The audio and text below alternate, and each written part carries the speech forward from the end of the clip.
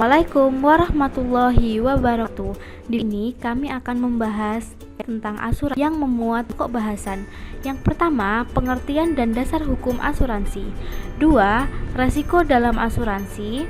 3. Kontrak asuransi. 4. Jenis-jenis asuransi. 5. Pengertian pajak. 6. Subjek dan objek pajak. 7. Hak dan kewajiban wajib pajak. 8. Lembaga pajak. 1. Pengertian dan dasar hukum asuransi. Asuransi adalah pertanggungan atau perjanjian antara dua belah pihak, di mana pihak satu berkewajiban membayar iuran atau kontribusi atau premi. Pihak yang lainnya memiliki kewajiban memberikan jaminan sepenuhnya kepada pembayar iuran atau kontribusi atau premi apabila terjadi sesuatu yang menimpa pihak pertama atau barang miliknya sesuai dengan perjanjian yang sudah dibuat. Dasar hukum asuransi. Dasar hukum asuransi ada 3. Yang pertama, hukum asuransi adalah aturan tertulis yang mengikat peserta dan setiap perusahaan asuransi untuk menaati perjanjian yang sudah disepakati. Jadi, hukum asuransi mengatur apa saja hak dan kewajiban peserta asuransi maupun perusahaan asuransi, baik itu asuransi jiwa atau asuransi umum. Kedua, peserta bisa mendapatkan haknya jika memenuhi semua kewajiban yang sudah ditetapkan perusahaan asuransi. Salah satu contohnya adalah pembayaran premi. Yang ketiga, begitu pula dengan perusahaan asuransi. Mereka memiliki hak dan kewajiban untuk memberikan proteksi atau pelindungan kepada peserta asuransi yang memiliki nasabahnya. Ada 5 dasar hukum yang mengatur perasuransian di Indonesia. Di antaranya, yang pertama yaitu Undang-Undang Nomor 2 Tahun 1992 tentang Usaha Perasuransian. Undang-undang ini adalah dasar hukum utama yang meregulasi industri perusahaan dan segala kegiatan di dalamnya. Undang-undang ini berisikan aturan tentang usaha asuransi. Menurut dokumen tersebut, asuransi adalah salah satu bentuk usaha menanggulangi risiko yang dihadapi masyarakat. Lalu yang kedua, Kitab Undang-Undang Hukum Pidana atau KUHP, pasal 1320 dan pasal 1774. Kedua pasal dalam KUHP ini menerangkan bahwa asuransi mengandung perjanjian antara dua belah pihak. Perjanjian tersebut termasuk ke dalam ruang lingkup pidana, sehingga apa-apa yang terkait di dalamnya bisa dibawa ke ranah hukum pidana. Lalu yang ketiga, Kitab Undang-Undang Hukum Dagang atau KUHD bab 9 pasal 246. Hampir sama seperti Undang-Undang Nomor 2 Tahun 1992 tentang perasuransian. KUHD bab 9 pasal 246 juga menjelaskan tentang jenis pertanggungan asuransi, batas maksimal pertanggungan, proses klaim yang berlaku, penyebab batalnya proses pertanggungan, hingga bagaimana pertanggungan dinyatakan secara tulis dalam dokumen polis. Lalu yang keempat, peraturan pemerintah atau PP nomor 73 tahun 1992. PP nomor 73 tahun 1992 mengatur penyelenggara usaha perasuransian dalam rangka mendorong pertumbuhan nasional. Dalam praktiknya, perusahaan asuransi harus berprinsip sehat dan bertanggung jawab. Lalu yang terakhir, peraturan pemerintah nomor 63 tahun 1999. Peraturan ini merupakan revisi dari PP nomor 7 tahun 1992 yang membahas penyelenggaraan perasuransian. Perubahan tersebut terjadi dalam rangka menyesuaikan peraturan dan regulasi yang ada dengan perubahan zaman. Selanjutnya, dasar hukum agen asuransi. Dasar hukum yang membahas tentang agen asuransi ada pada UU nomor 40 tahun 2014 tentang perasuransian pada pasal 28. Dalam UU tersebut, agen asuransi berhak untuk memasarkan produk asuransi yang diterbitkan perusahaan asuransi dengan kewajiban menyampaikan informasi yang benar pemegang polis atau tertanggung. Dalam beroperasi, mereka juga wajib terdaftar ke Otoritas Jasa Keuangan atau OJK. Agen asuransi juga berhak mendapat komisi dari premi yang ia dapatkan dari pemegang polis, tapi harus dengan izin perusahaan asuransi dan tidak boleh menggelapkan uang premi nasabah. Intinya, aturan hukum asuransi ini bertujuan untuk sama-sama melindungi kepentingan tertanggung dan penanggung. Materi yang kedua yaitu resiko dalam asuransi. Klasifikasi resiko dalam asuransi ada 7. 1. Resiko murni atau pure risk. Karakteristik dari pure risk adalah resiko bila itu memang terjadi, pasti menimbulkan kerugian, dan apabila tidak terjadi, maka tidak akan menimbulkan kerugian maupun tidak akan menimbulkan keuntungan. Artinya dalam pengertian risiko murni, maka kerugian pasti terjadi. Contohnya dari risiko ini adalah kebakaran, kecelakaan, bangkrut, dan lain sebagainya. Yang kedua, risiko spekulatif atau spekularis. Kebalikan dari risiko murni. Risiko spekulatif masih mengandung dua kemungkinan jika peristiwa yang dianggap risiko tersebut benar-benar terjadi. Misalnya, ketika berinvestasi saham di bursa efek, maka peristiwa atau proses investasi tersebut akan menimbulkan risiko spekulatif, yaitu di satu sisi ada kemungkinan untung secara finansial dan di sisi lain ada risiko kerugian. Yang ketiga, risiko khusus atau partikularis. Risiko khusus adalah suatu risiko yang dampak maupun penyebabnya hanya mempengaruhi lingkungan lokal atau pribadi, baik secara kuantitas maupun kualitas. Contohnya adalah pengangguran ataupun seorang pencuri. Ketika seorang mencuri, maka risiko yang ditimbulkan hanya mempengaruhi individu tersebut. Yang keempat yaitu risiko fundamental atau fundamental risk. Balikan dari risiko khusus, risiko fundamental akan menimbulkan dampak yang sangat luas. Risiko ini bisa disebabkan oleh faktor atau pihak tertentu seperti bencana alam, kebijakan pemerintah, dan lain sebagainya. Yang kelima, risiko individu atau individual risk. Risiko individu adalah berbagai macam kemungkinan yang terjadi di kehidupan sehari-hari yang dapat mempengaruhi kapasitas finansial seseorang, harta kekayaannya maupun risiko tanggung jawab. Individual risk dapat dibagi menjadi beberapa kelompok yaitu personal risk, property risk, dan liability risk. Contoh risiko pribadi adalah cacat fisik, kehilangan pekerjaan, meninggal dunia, dan lain sebagainya. Yang keenam yaitu risiko harta atau property risk, merupakan kerugian yang terkait dengan kepemilikan suatu benda akibat kehilangan, pencurian, ataupun kerusakan. Risiko harta dapat dikategorikan lagi menjadi dua jenis, yaitu kerugian secara langsung dan kerugian tak langsung.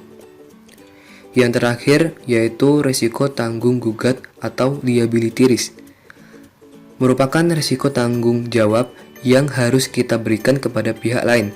Dengan kata lain, risiko ini untuk menanggung kerugian orang lain akibat ulah atau hal yang kita sebabkan.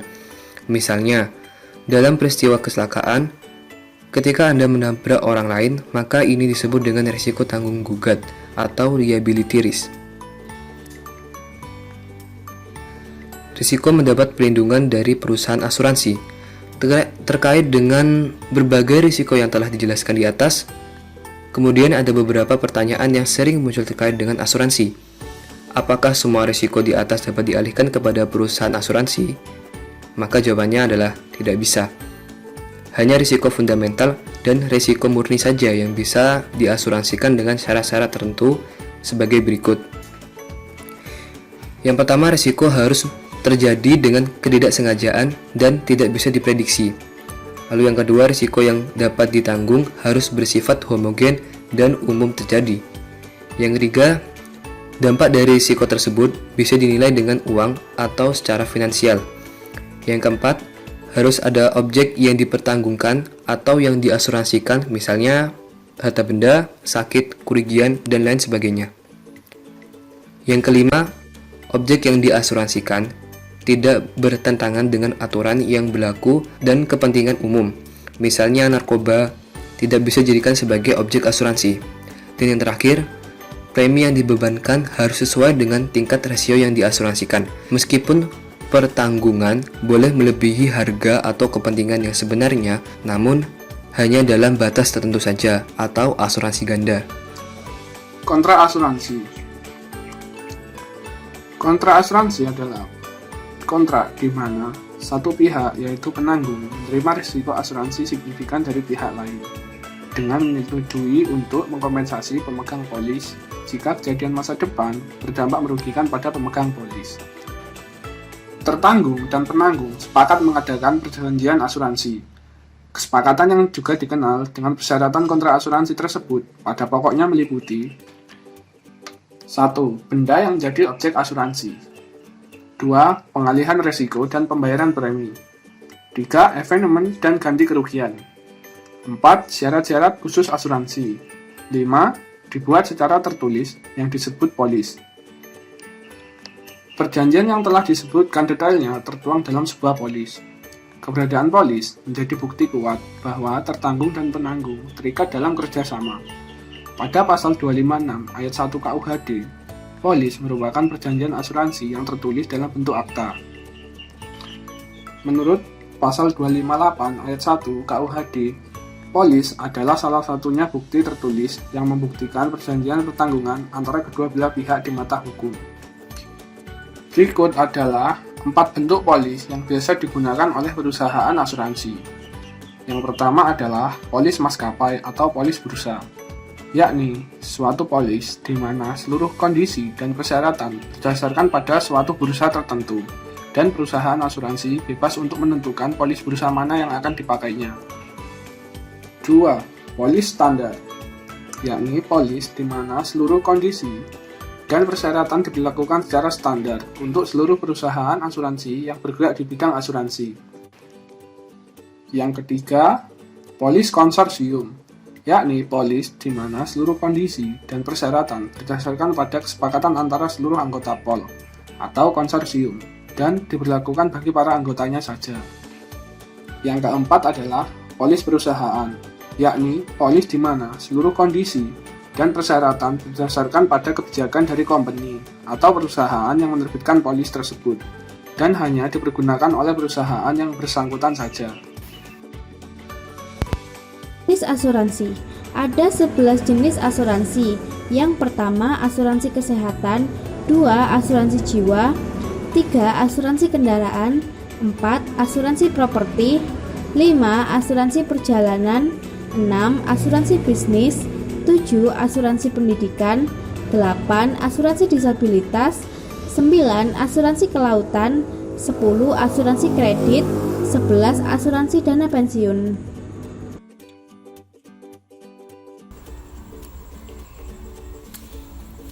Poin kelima, pengertian pajak. Dilansir dari web Direktorat Jenderal Pajak, pajak adalah kontribusi wajib kepada negara yang terhutang oleh orang pribadi atau badan yang bersifat memaksa berdasarkan undang-undang, dengan tidak mendapatkan imbalan secara langsung dan digunakan untuk keperluan negara bagi sebesar-besarnya kemakmuran rakyat. Jenis-jenis pajak.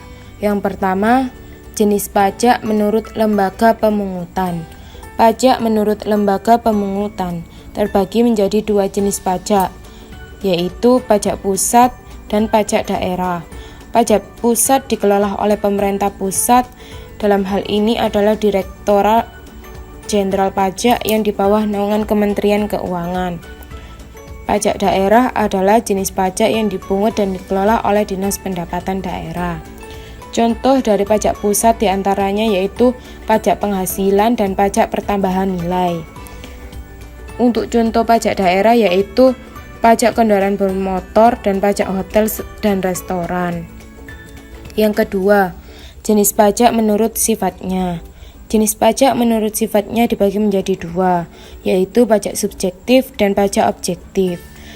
Pajak subjektif yaitu jenis pajak yang dalam pengenaannya memperhatikan keadaan atau kondisi pribadi wajib pajak, yakni status kawin atau tidak kawin, mempunyai tanggungan keluarga atau tidak. Yang kedua, pajak objektif.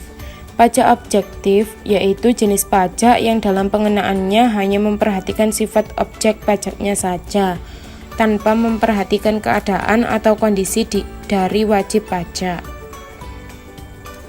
Yang ketiga, jenis pajak menurut golongannya. Jenis pajak menurut golongannya dibagi menjadi 2, yakni pajak langsung dan pajak tidak langsung. Jenis pajak langsung adalah pajak yang bebannya harus ditanggung sendiri oleh wajib pajak yang bersangkutan dan tidak dapat dialihkan kepada pihak lain. Contohnya yaitu pajak penghasilan atau PPh, pajak bumi dan bangunan atau PBB, dan pajak kendaraan bermotor. Yang kedua, pajak tidak langsung. Jenis pajak tidak langsung adalah pajak yang bebannya dapat dialihkan atau digeser kepada pihak lain. 6. Subjek dan objek pajak. Subjek pajak merupakan perorangan atau badan yang ditetapkan menjadi subjek pajak, sedangkan objek pajak merupakan sumber pendapatan yang dikenakan pajak. Sumber dan objek pajak dari setiap jenis pajak. Subjek pajak PPh terdiri dari 3, yaitu orang pribadi, badan, dan warisan. Subjek pajak tersebut juga digolongkan menjadi 2, yaitu subjek pajak dalam negeri dan subjek pajak luar negeri. Subjek pajak dalam negeri 1. Orang pribadi yang bertempat tinggal di Indonesia. 2. Orang pribadi yang berada di Indonesia lebih dari 183 hari dalam jangka waktu 12 bulan, atau orang pribadi yang dalam suatu tahun pajak berada di Indonesia dan mempunyai niat untuk bertempat tinggal di Indonesia. 3. Badan yang didirikan atau bertempat kedudukan di Indonesia. 4. Warisan yang belum terbagi sebagai satu kesatuan menggantikan yang berhak. 1. Orang pribadi yang tidak bertempat tinggal di Indonesia atau berada di Indonesia tidak lebih dari 183 hari dalam jangka waktu 12 bulan yang menjalankan usaha atau melakukan kegiatan melalui bentuk usaha tetap di Indonesia. 2. Badan yang tidak didirikan dan tidak bertempat kedudukan di Indonesia yang menjalankan usaha atau melakukan kegiatan melalui bentuk usaha tetap di Indonesia. 3. Orang pribadi yang tidak bertempat tinggal di Indonesia atau berada di Indonesia tidak lebih dari 183 hari dalam jangka waktu 12 bulan yang dapat menerima atau memperoleh penghasilan dari Indonesia, bukan dari menjalankan usaha atau melakukan kegiatan melalui bentuk usaha tetap di Indonesia. 4. Badan yang tidak didirikan dan tidak bertempat di Indonesia yang memperoleh penghasilan dari Indonesia bukan dari menjalankan usaha atau melakukan kegiatan melalui bentuk usaha tetap di Indonesia. PPh. Objek PPh merupakan setiap penghasilan yang diterima atau diperoleh wajib pajak. Nah, penghasilan tersebut diperoleh wajib pajak dari dalam maupun luar negeri seperti 1. Penggantian atau imbalan berkenaan dengan pekerjaan atau jasa yang diterima atau diperoleh termasuk gaji, upah, tunjangan, honorarium, komisi, bonus, gratifikasi, uang pensiun, atau imbalan dalam bentuk lainnya kecuali ditentukan lain dalam Undang-Undang Pajak Penghasilan. 2. Hadiah dari undian atau pekerjaan atau kegiatan dan penghargaan. 3. Laba usaha. 4. Keuntungan karena penjualan atau karena pengalihan harta. 5. Yang diperoleh perseroan, persekutuan, dan badan lainnya karena pengalihan harta kepada pemegang saham, sekutu, atau anggota. 6. Keuntungan karena likuidasi, penggabungan, peleburan, pemekaran, pemecahan, atau pengambil alihan usaha. 7. Keuntungan karena pengalihan harta berupa hibah, bantuan, atau sumbangan, kecuali yang diberikan kepada keluarga saudara dalam garis keturunan lurus 1 derajat dan badan keagamaan atau badan pendidikan atau badan sosial atau pengusaha kecil termasuk koperasi yang ditetapkan oleh Menteri Keuangan sepanjang tidak ada hubungan dengan usaha, pekerjaan, kepemilikan, atau penguasaan antara pihak-pihak bersangkut. 8.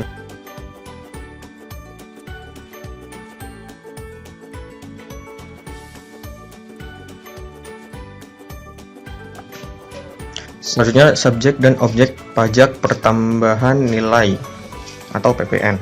Subjek PPN adalah pengusaha kena pajak atau pengusaha yang melakukan penyerahan barang kena pajak dan atau penyerahan jasa kena pajak yang dikenai pajak berdasarkan Undang-Undang PPN. Subjek pajak pertambahan nilai PPN. 1. Pengusaha. 2. Pengusaha kena pajak. 3. Pembeli. Pembeli ini orang pribadi atau badan yang menerima atau yang membayar harga barang kena pajak tersebut. 4. Penerima jasa. Orang pribadi atau badan yang menerima atau yang membayar penggantian atas jasa kena pajak tersebut. Sedangkan objek PPN.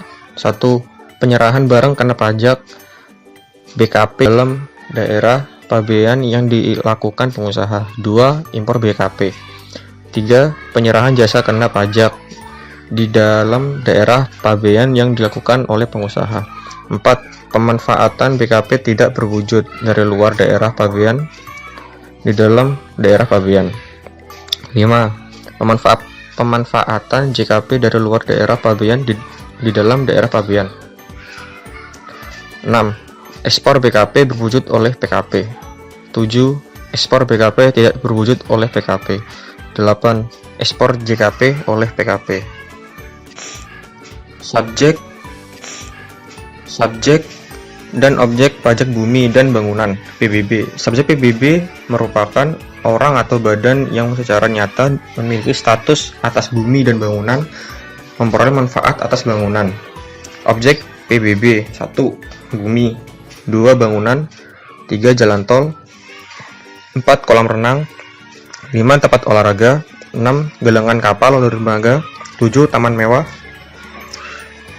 8. Tempat penampungan atau kilang minyak, air dan gas pipa minyak, dan fasilitas lain yang memberi. Subjek dan objek biaya perolehan hak atas tanah dan bangunan atau BPHTB. Subjek BPHTB merupakan orang pribadi atau badan yang memperoleh hak atas suatu tanah dan bangunan. Subjek yang berkewajiban untuk membayar pajak disebut wajib pajak BPHTB.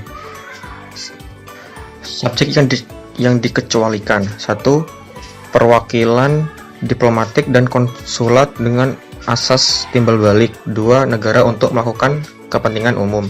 3. Badan atau perwakilan organisasi internasional yang ditetapkan oleh keputusan menteri untuk menjalankan fungsinya.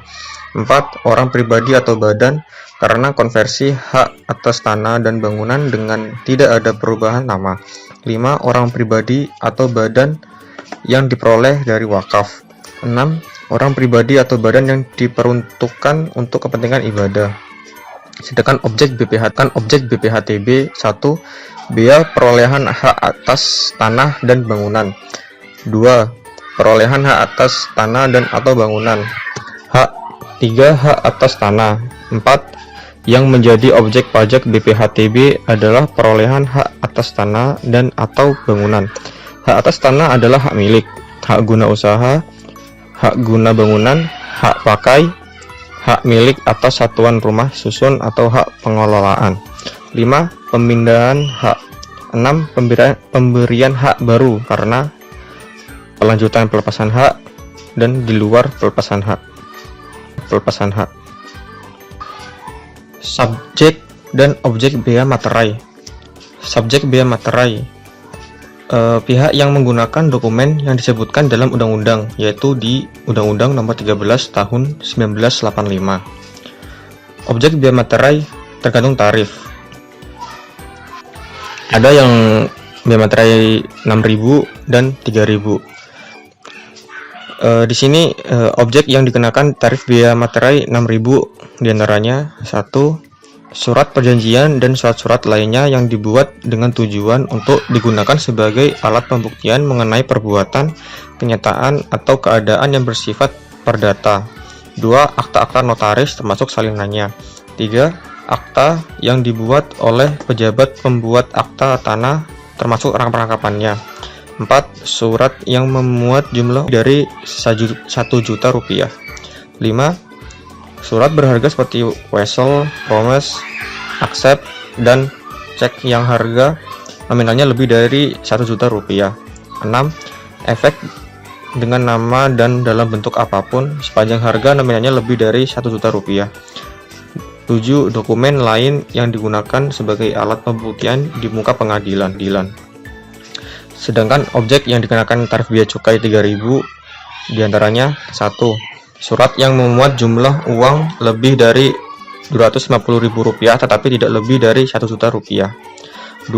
Surat berharga seperti wesel, promise, accept, dan cek yang harga nominalnya lebih dari Rp250.000 tetapi tidak lebih dari 1 juta rupiah. 3. Efek dengan nama dan dalam bentuk apapun sepanjang harga nominalnya lebih dari Rp250.000 tetapi tidak lebih dari 1 juta rupiah. Cek dalam bilet giro dengan harga nominal berapapun. Selanjutnya, objek pajak daerah. Objek pajak daerah dibagi menjadi dua, yakni pajak provinsi dan pajak kabupaten atau kota. Pajak daerah juga memiliki subjek dan objek pajaknya masing-masing. Salah satu contohnya adalah pajak kelama yang mana.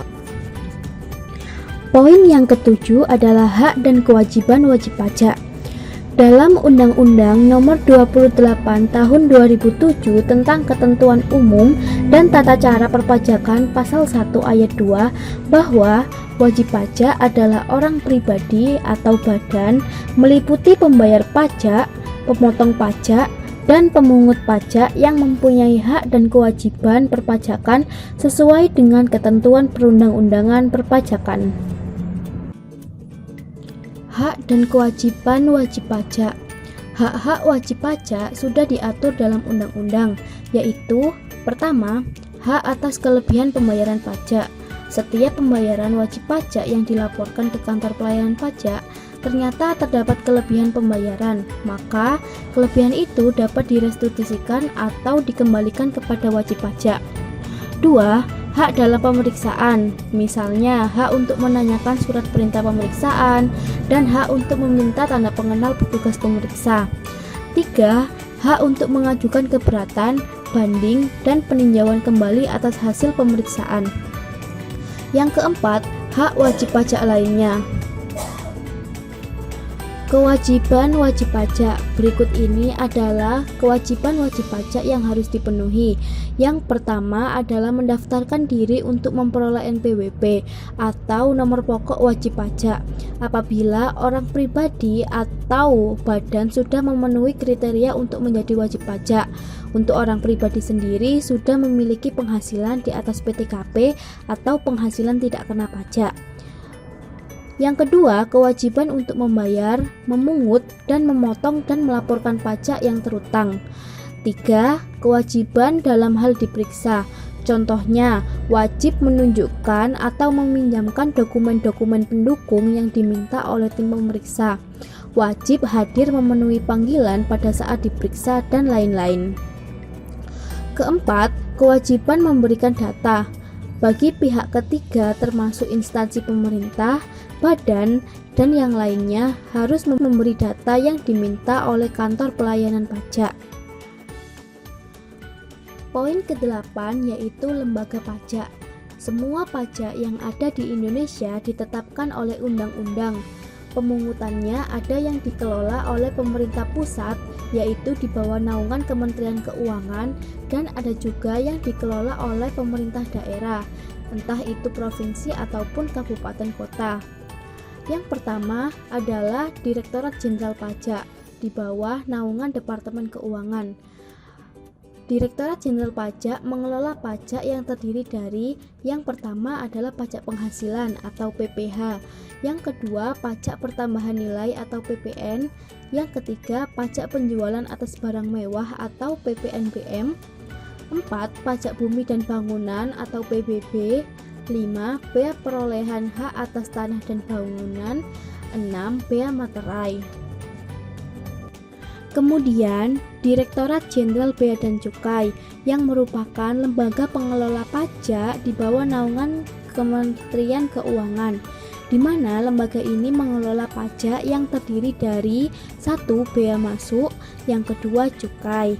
Kemudian pemerintah provinsi yang mengelola adalah Dinas Pendapatan Daerah Provinsi, di mana lembaga ini mengelola pajak yang terdiri dari yang pertama pajak kendaraan bermotor dan kendaraan di atas air, 2. Bea balik nama kendaraan bermotor dan kendaraan di atas air, 3. Pajak bahan bakar kendaraan bermotor, 4. Pajak pengambilan dan pemanfaatan air bawah tanah dan air permulaan. Kemudian ada pemerintah kabupaten, di mana lembaga pengelolanya juga Dinas Pendapatan Daerah Kabupaten atau Kota, di mana mengelola pajak yang terdiri dari pajak hotel, pajak restoran, pajak hiburan, pajak reklame, pajak penerangan jalan, pajak pengambilan bahan galian golongan C, dan pajak parkir. Assalamualaikum warahmatullahi wabarakatuh. Saya akan menjelaskan tentang kronologis kasus gagal bayar pihak asuransi Jiwasraya. Kasus ini dimulai pada tahun 2000-an, lebih tepatnya tahun 2006 ketika masa jabatan Presiden Susilo Bambang Yudhoyono. Pada tahun tersebut, pihak BUMN dan juga OJK berhasil menemukan adanya rekayasa asuransi hingga ekuitasnya negatif 3,29 triliun.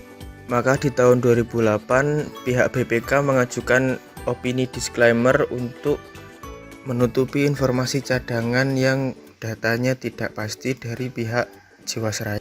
Kemudian pada tahun 2011 pihak Jiwasraya mengadakan reasuransi sehingga terjadinya surplus 1,3 triliun. Namun sebenarnya kebijakan reasuransi yang diambil itu adalah kebijakan sementara untuk menutup kerugian dari yang sebelumnya karena labanya masih laba semu. Kemudian pada tahun 2012 Jiwasraya mengajukan produk baru bernama Proteksi Plan yang digadang-gadang akan bisa menutup masalah-masalah sebelumnya. Namun yang terjadi adalah kegagalan dan menjadi sumber masalah ke depannya karena saat itu suku bunga yang diajukan cukup tinggi, yaitu 8 hingga 13%, yang dimana saat itu deposito bunganya tidak sampai seperti itu. Selanjutnya pada tahun 2017 OJK sempat mengeluarkan sanksi pertama pada pihak Jiwasraya karena terlambat mengeluarkan data terbaru rekap di tahun-tahun sebelumnya. Namun ternyata di tahun tersebut produk di tahun 2012 JS Protection Plan itu ternyata berhasil hingga mencapai laba 2,4 triliun, sehingga keuangan pihak Jiwasraya pun mulai membaik di tahun 2017-2018. Namun ternyata di akhir tahun 2018 terbukti bahwa produk JS Plan itu tidak bisa mengcover semua kerugian, hingga di tahun 2018 akhir terbukti bahwa Jiwasraya tetap gagal membayar polis hingga rugi lagi mencapai 15,3 triliun. Akhirnya pun program JS Plan diberhentikan pada tahun 2019 awal.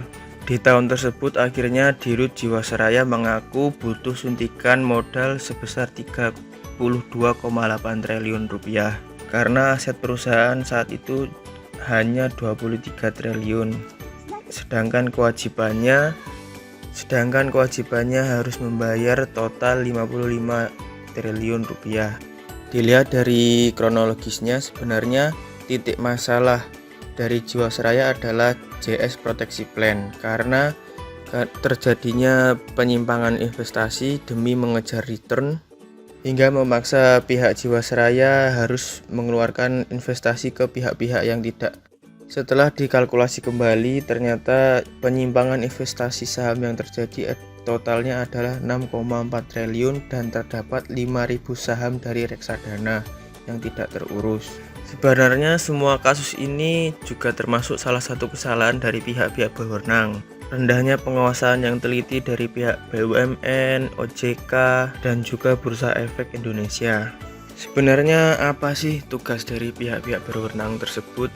Contoh saja BUMN bertanggung jawab atas kasus gagal polis karena banyak nasabah yang salah paham dan akhirnya datang ke BUMN untuk menagih tanggung jawab. Hal tersebut menjadi masalah bagi Kementerian BUMN yang sekarang, walaupun sebenarnya kasus ini sudah terjadi dari mediocre 2000-an. Bahkan pihak pemerintah pun sempat akan memeriksa mantan menteri yang sebelumnya. Sedangkan untuk peran OJK sendiri kan seharusnya menyajikan data yang transparan, adil bagi konsumen, mampu melindungi kepentingan konsumen, serta mewujudkan sistem keuangan yang tumbuh secara berkelanjutan dan stabil. Sekian dan terima kasih.